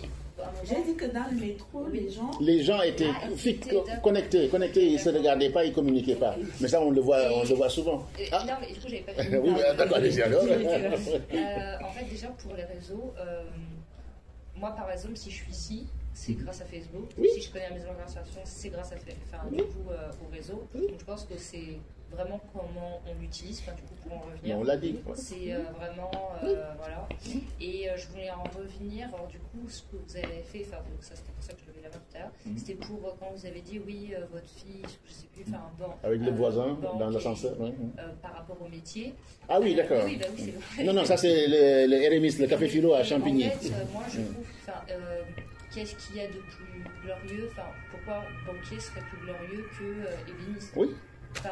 Mais il faut lui poser la question. Oui, bien sûr, c'est notre société qui, parce que tiens, une personne qui gagne beaucoup d'argent, mais ce qui est paradoxal, c'est que finalement, c'est tabou, parce que dès que quelqu'un réussit bien, finalement, voilà. Et quand c'est quelqu'un qui finalement, on peut se dire, bah tiens, ébéniste, c'est quelque chose qu'il fait avec ses mains, donc c'est un métier manuel, on va trouver comme quelque chose à dire. De toute façon, voilà. Je vous ai parlé de la détérioration des relations humaines. Par exemple, dans des familles, et ça on l'a bien appris en sociologie, etc., des frères et sœurs, je vous ai parlé des 5 doigts de la main, des frères et sœurs, quand quelqu'un devient un banquier, vous savez, c'est bien représenté, un médecin, c'est bien représenté, etc. Et le mathématicien qui devient artiste, tout de suite, il y a une dévalorisation, mais il fait ce qu'il aime. Il fait ce qu'il aime, etc. Mais les parents traditionnels, aujourd'hui, les parents donnent la liberté aux enfants de faire ce dont ils ont envie, même si le monde est difficile. Mais à l'époque, tu es médecin, tu es infirmier, c'était ça, tu es infirmier, médecin, instituteur, etc. C'était les catégories, il y en avait 4 catégories sociales où effectivement qui avaient de la valeur et un statut social. Voilà. Mais maintenant, il y a une déperdition. Moi, j'ai vu des agrégés de mathématiques qui deviennent guitaristes parce que c'est ça qu'ils aiment. Il y a un grand musicien, là, il avait gagné The Voice, là, il était pharmacien, mais maintenant, il est musicien. Ayou, je sais pas, il est grand de taille, moi, je connais pas, je suis pas branché. Hein. Mais il aime ça. Et il vit bien. Il est épanoui. Qu'est-ce qu'on cherche dans la vie si ce n'est pas l'épanouissement? Dans la relation à l'autre, qu'est-ce qu'on cherche si ce n'est pas vivre ensemble pour être épanoui, lui donner la joie et en prendre, etc. Voir l'autre dans sa précarité ne va pas déterminer ma relation avec lui. Au contraire, je peux le tirer. Il y a un grand professeur, un étudiant qui disait, je l'ai ici, il y a toujours quelqu'un qui va te tirer vers le haut. Quand vous parlez de méchanceté, etc. Mais toujours, le professeur était malade et l'étudiant, c'était la dernière leçon, ça s'appelle la dernière leçon. Et la dernière leçon, le professeur, effectivement, lui apprenait, effectivement, c'est quoi la vie. Il était au bord de la mort. Mais même au bord de la mort, il lui apprenait qu'est-ce que vivre. Voilà. Parce que quand la mort va arriver, on ne pourra rien dire. Donc, profitons de l'instant présent. Mais c'est une grande morale de philosophie. Parce que la mort, quand elle vient, tu dis c'est rien. Tu ne sauras même pas que tu es mort. Le professeur lui dit, vivons. Et les étudiants étaient comme ça, mais c'est un fou, c'est un fou. Non, il n'est pas fou. Les derniers instants, c'était des instants extrêmement importants. Et il leur a appris effectivement ce qu'est la relation. La relation à la vie, mais la relation à l'autre, etc. Lui ne se considérait pas comme un mourant. Et pourtant, dans l'explication d'ailleurs, ce sont les étudiants qui le torchaient. Je vous invite à lire ce bouquin-là. C'est la dernière leçon, si je le trouve rapidement. Alors, peut-être là. Voilà, c'est ça, la dernière leçon. Très beau texte. Très simple. Comme, vous savez, moi j'ai un livre que j'aime beaucoup, c'est Le Petit Prince. Le Petit Prince. À chaque fois que je le lis, comme disait Cécile la dernière fois, tu disais, tu ne connaissais pas très bien Semen Ousmane, mais maintenant, avec l'esprit critique que tu as, tu le lis autrement. Voilà, moi, comment dire encore, Le Petit Prince, la notion d'apprivoiser, vous voyez, toutes ces notions-là, apprivoiser l'autre. rencontrer l'autre, etc. Comment on fait? Mais tout ça est un apprentissage. Tout ça est un apprentissage. Et nous en sommes capables. Quelqu'un avait levé le doigt. Maman, est-ce que tu veux nous gratifier de ta sagesse? Non, tout va bien, maman. Voilà, je voulais rajouter